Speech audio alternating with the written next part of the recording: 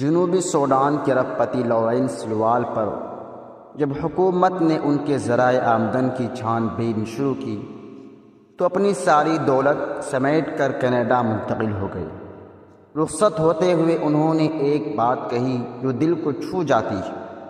جب میں جوبا کی سڑکوں پر فٹ پاتھ پر سوتا تھا، بارش میں بھیگتا تھا، بھوکا پیاسا رہتا تھا، کچرے سے روٹی کے ٹکڑے ڈھونڈ کر کھاتا تھا، تب کسی حکومت کو میری غربت کے سبب جاننے میں دلچسپی کیوں نہ ہوئی؟